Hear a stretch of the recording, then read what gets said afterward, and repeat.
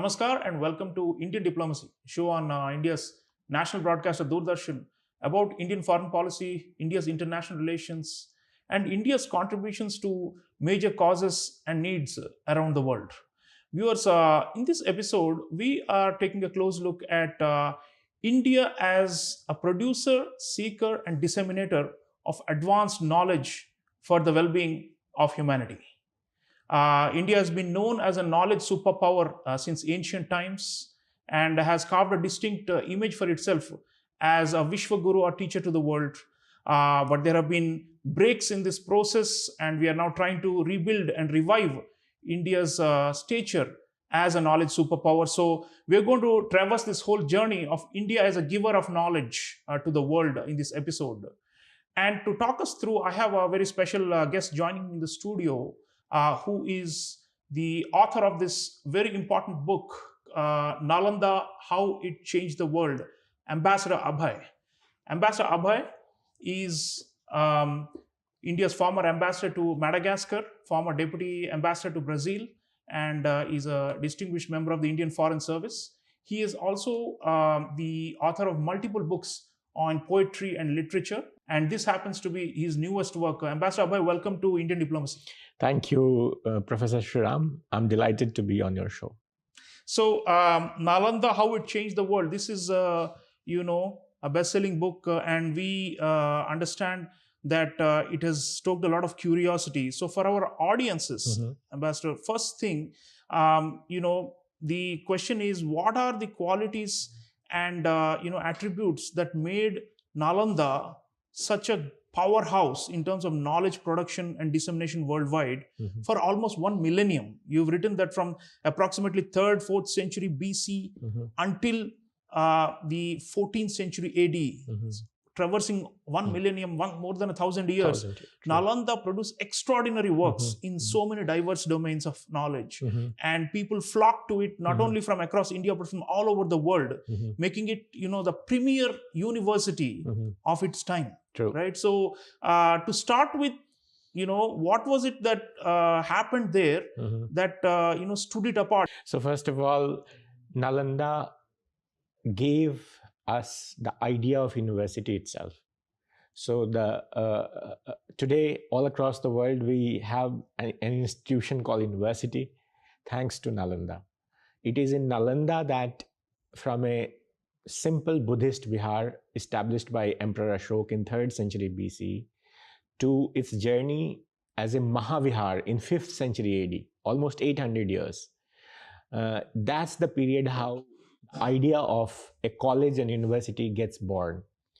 And today, when we talk about Oxford and Cambridge, which come only in 12th and 13th century, when Nalanda is already passing through its sunset phase, they share the courtyard plan which evolved at Nalanda. So all universities today, irrespective of which university it is, they follow a courtyard plan. And that courtyard plan evolved at Nalanda. But what made Nalanda so unique and special was its location. It was close to Rajgrah, the first capital of Magad, and also very close to the second capital of Magad, Patliputra. And it had a sacred geography in the sense it was close to Bodh Gaya, but even before that, it was a very sacred place. So Nalanda is actually name of a naga or a snake. And that's why you see the cover of this book where there is a serpent surrounded by lotus flowers. These so this serpent lived in a pond which was full of lotus flowers surrounded by a mango grove. Now, Nalanda had some unique qualities apart from its location. It had an interdisciplinary curriculum. So it was at Nalanda where Aryabhat was able to, for the first time in human history, able to use or invent zero and use it as a digit. And why did that happen? Because the Sunyata, the philosophy of Sunyata of Nagarjuna, which was given in the 1st century AD, informed the mathematics of Shunya in 5th century AD. So you have a lineage of interdisciplinary learning. So at philosophy Nalanda and mathematics, and the mathematics, the two yes, feeding off each other. exactly. Yeah. And not only that, I mean, Nalanda's curriculum, it was a Mahayana Buddhist institution, but Nalanda's curriculum did not only encompass Buddhism. It taught everything which was known to mankind. And that's why you get the idea of a university, which has at its key is the universal, to cover the universal knowledge systems. So at Nalanda, we had grammar, we had medicine, mathematics, astronomy, logic, and so on. Nalanda had a rigorous admission process. So only 2 out of 10 were able to get through the university. And there was a Dwarpala Pandit who sat on the gate and who engaged people in debate and discussion. And only those who could answer the questions were able to get inside. Yeah, I have you writing on page 35 that there was a Dwara Pandit who would engage in debates and ask very tough questions to those who want to come in. So it's like what we today call an entrance exam. Exactly. And most of them were turned back. So they were very rigorous with admission. So it was that very elite thing where, the sharpest minds would only be allowed to come in and then have an impact. Yeah. So high standards, basically. Very high standards. And third was the international dimension. Nalanda attracted students from China, from Korea, from Central Asia, from Southeast Asia, from Tibet. So it was sort of a magnet for international students. It had an international outlook, an open exchange of ideas, and it had state-supported infrastructure. So once you entered Nalanda, you did not have to worry about where are you going to stay, what are you going to eat, who is going to take care of you. And Nalanda had the world's best library in the first millennium CE, Dharmaganj, which was 9-storied tall and housed millions of manuscripts. So these were some of the... And Ambassador, so you already mentioned interdisciplinary. Let's go a little deeper. I mean, Nalanda and other universities inspired, like we have the Vikramshila, we have Somapura, and much later. Yes, during the Pala period. Yeah.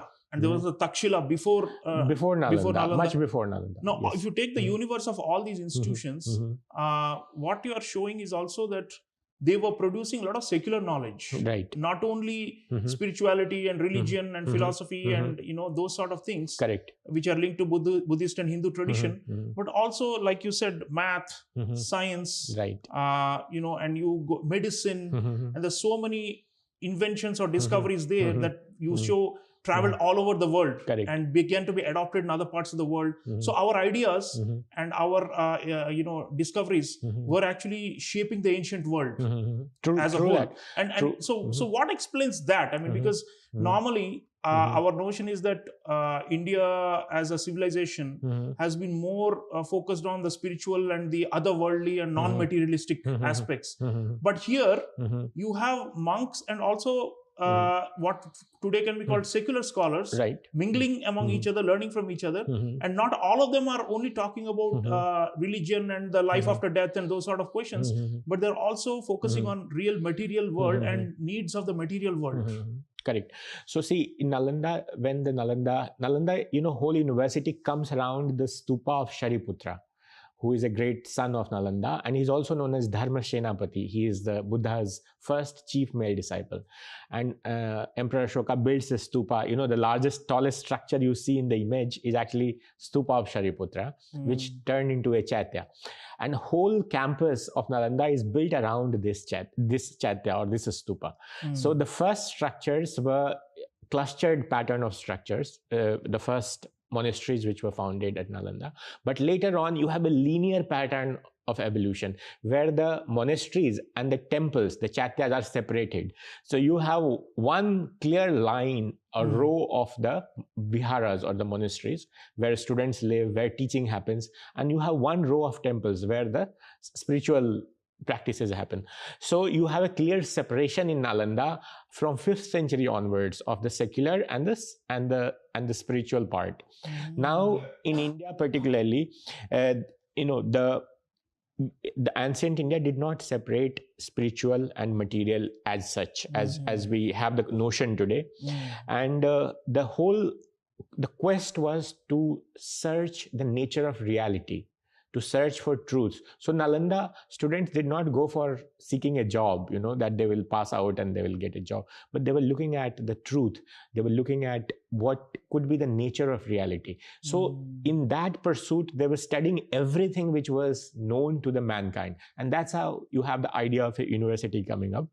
And Nalanda had an integrated approach. So not only, scientific subjects were taught there, as I said, talked about mathematics of Aryabhat. In fact, Aryabhat, he's the foundational sort of mathematicians for the mankind, because he comes up with the concept of zero. And you mentioned that it's almost 1 millennium before Copernicus or Galileo. Exactly. He had already figured out that so Earth many revolves questions. on its, yes. Yeah. And his principles, actually his book, Aryabhatya, which gets improved by Brahmagupta, another Indian philosopher, and then gets translated as Sindh-Hind in Baghdad, and gives rise to algebra and algorithm, all the key mathematical concepts you need today for AI, for, but that was a revolutionary thing, the introduction of zero. And when from Baghdad, the zero got introduced and Indian numbers got introduced in Europe in 12th century by a person called Fibonacci, from Baghdad to Italy, that gave birth to the European Renaissance. Because, before that in Europe, all the Roman numbers were being used by the 12th century. Right. It's the introduction of Indian numbers and zero which gave rise to, fast calculation. So viewers, many, core fundamental ideas and concepts on the basis of which we construct our, mental universe, they all came from Nalanda. And Ambassador Abhay is saying it's not only, Asia, but also what is today Middle East or West Asia and beyond Europe, and what then became known as the known world. All of them, essentially, these have traveled from, our knowledge hub, which was Nalanda. And that's something very significant.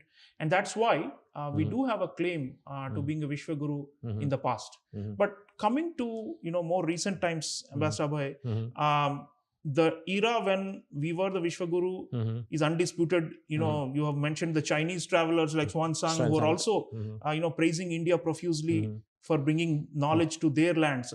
But now, somewhere there was a break. Right. You talk about the decline of Nalanda, the Islamic invasions, the destruction of these great monasteries and universities.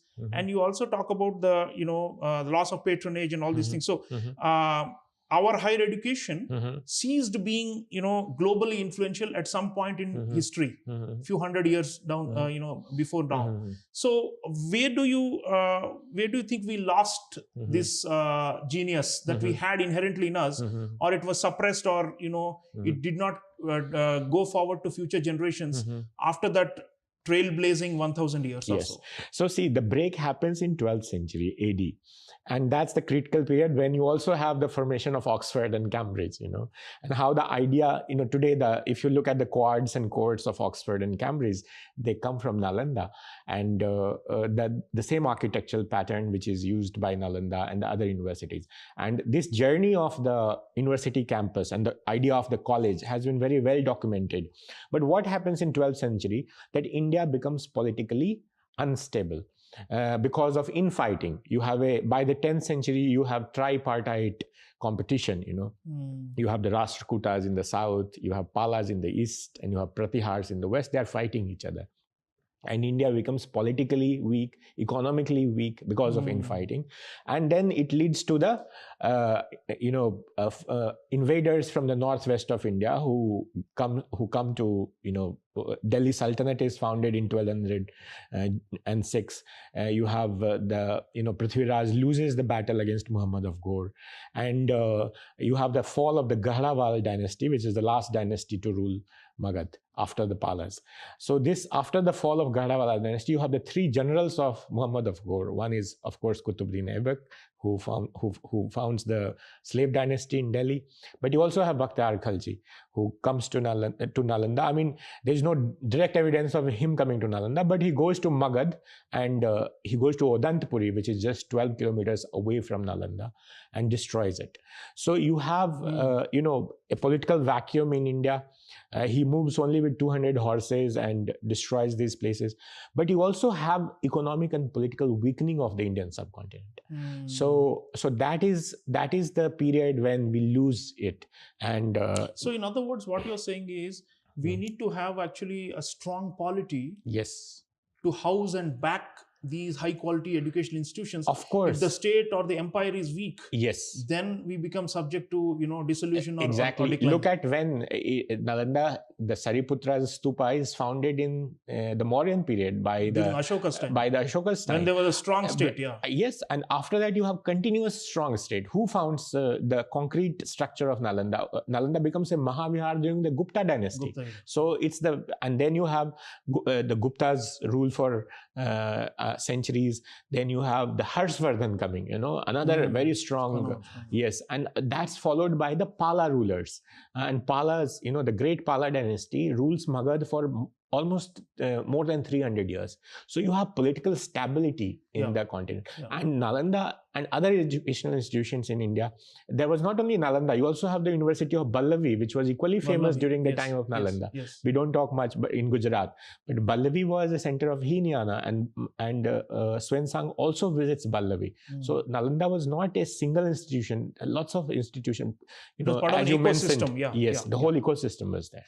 Right. Coming to today, Ambassador Abhay, now that the colonial plunder and the destruction and all that we have overcome, and we have again formed a coherent and strong state, Republic of India. We have now re-established a Nalanda University close to the original site in your native district of Bihar, and with a lot of foreign partners and support coming in. So you are also Deputy Director General of the Indian Council for Cultural Relations. The ICCR hosts thousands of Indian students, international students, giving them scholarships to come to India and study, and many of them express gratitude for the learning that they're still getting from India, especially from the global south. And then another new phenomenon has happened.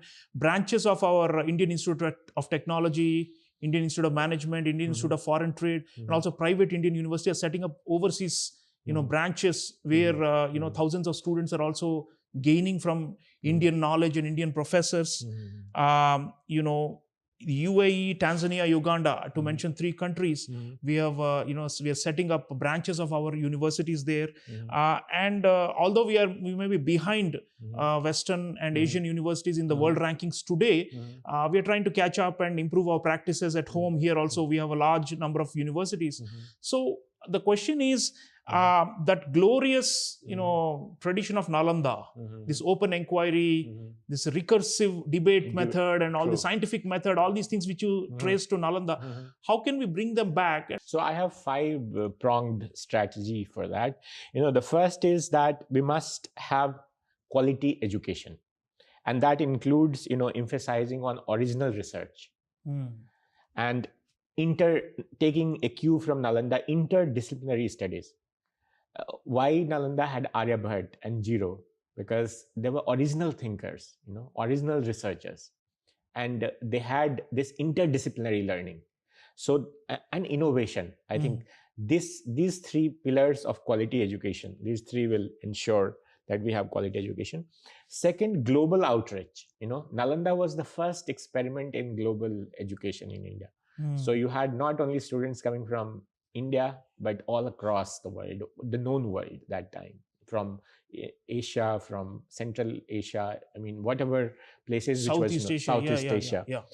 So we must create again vibrant and inclusive campuses which can attract global students. The third is the cultural confidence. We must, whenever I go somewhere to speak and I ask about, do you know about Nalanda? Very few people know about Nalanda, and they don't know about Aryabhat. They don't know about Brahmagupta. They don't know that Indian Or numbers are Nagarjuna. Indian Yeah, numbers, or yeah. Nagarjuna is Shunyata, or the one of the greatest philosophers mankind has known. So we must develop this cultural confidence. What colonialism did, that it took away our cultural confidence. So we must have confidence in ourselves, and we should really think that we are capable of great things. We should not really, people talk about Oxford and Cambridge, but they don't talk about Nalanda. But before Oxford and Cambridge, there was Nalanda, and thanks to Nalanda, that all the universities became possible. So this is very important, and we must include the intellectual traditions of India, the India's rich intellectual traditions, in the modern curriculum. So that's the third thing. Fourth thing is policy and funding. So we must ensure sustained public and private funding, investment in higher education in India.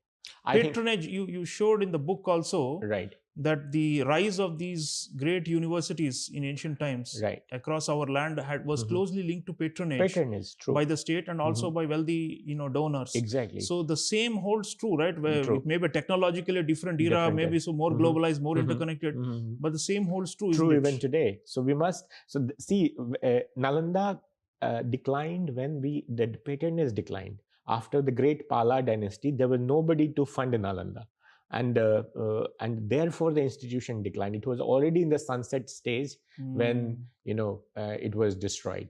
So it was coup de grace, what you call it, So and the fifth pillar and the last one is the academic freedom, which is very important. Nalanda encouraged critical thinking.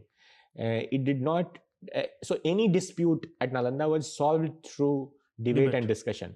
There was no, in the history of the institution, there is not a single case of fight or violence among teachers or students. They, on other sects, Nalanda did not teach only Mahayana Buddhism. It taught all the 18 sects of Buddhism. It taught Vedas and the Puranas. And anybody was welcome to Nalanda to come for a debate. And whoever won the debate was declared a winner. It was not... You've given some very interesting instances. So academic freedom today, we can take the cue that it was only possible because there was a culture of freedom, a culture of universal expression. There was no bar on what you can say, what you cannot say. And today, of course, now we have women in the universities, in the academia. In those days, that was not so. Right. And we have, so it's more equitable. But at the same time, the question really is of excellence. Right.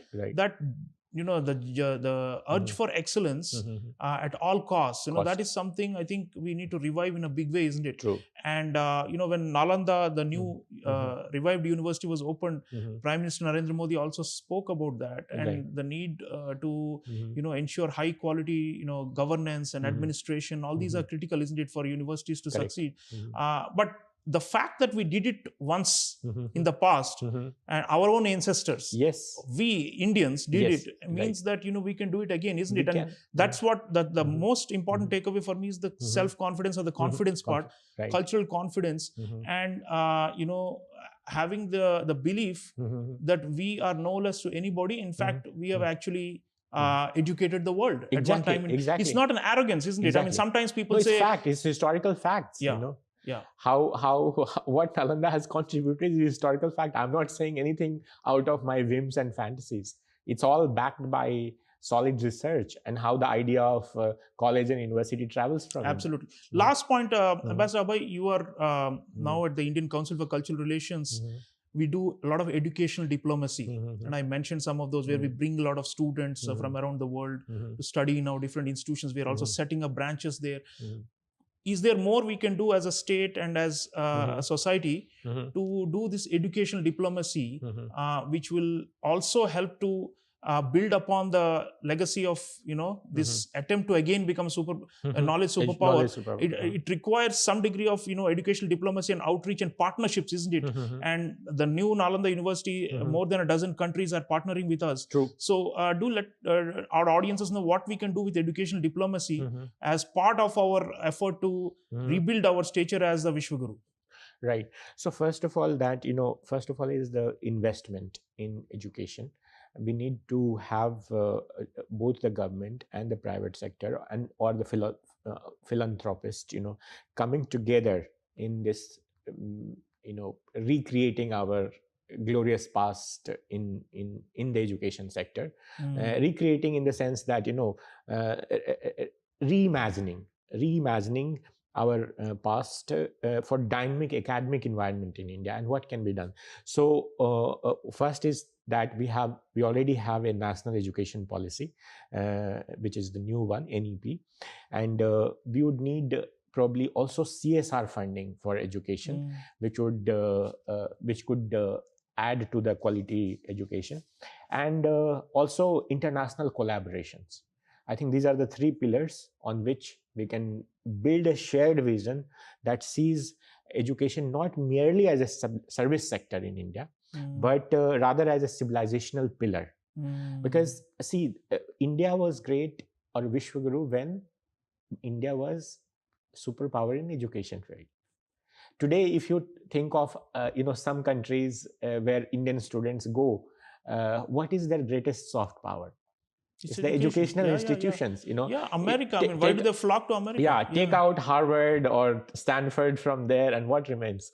So it's important that we in India should create those institutions today. And if we will able to create, the dynamics or the soft power dynamics and hard power dynamics, they will both shift, because you need the education is your backbone on which you build everything. And our embassies, high commissions, we have educational attaches who usually support these and counselors and so on. True. And probably we need to do more there. And the ICCR also works towards that, and we value that. But much more than ICCR and government doing it. Let's take example of US. They do not have anything like that. Students are going themselves there. It's just the quality. It's the quality. It's the power of the institutions. So if we create these institutions in India, world-class institutions, and that is possible through NEP, through CSR, through international collaboration. Look at the collaboration between the universities. So I think that is happening. So we need to have that open outlook to the world, and also based on core, national, vision for India as a knowledge superpower. Viewers, very, educative discussion with Ambassador Abhay, and this new book, I recommend it, Nalanda, How It Changed the World. It should give you a sense of what has been done and how we can replicate it, because ultimately it is not just a work of history. Historians can keep on repeating what happened, but how do we recreate that glory again? And for that, we will need this vision, this openness, and this willingness to think big about education, as Ambassador Abhay says, as a civilizational pillar and a cultural pillar of this country, and one of its main global public goods that India is producing for the world and has done in the past. Because if you just see it as a business to admit students and to give degrees, or if you simply see it as a non-profit venture just for social good, that is not enough. We have to think about how it is part of our core civilizational heritage, and that is how we can recreate the greatness of Nalanda. Let me thank Ambassador Abhay for being here and for writing this very, very interesting book. Thank you so much for having me, Professor. Viewers, the story of Nalanda is not over. We have a new Nalanda University, and there are many others that are now vying to be highly dynamic and world-class. World-class is what we have been. Our ancestors showed the way, and we can again be a knowledge superpower if we have the right kind of vision, leadership, as well as implementation with public-private partnerships. That's the main lesson. So India is restarting its journey after the break of colonialism to once again reclaim its status as Vishwaguru. And it's not for us to proclaim that we are Vishwaguru. The world has to do that, and that will only happen if we bring back the excellence and the glory of Nalanda. Thank you for watching. I'll see you again next time. Until then, take care.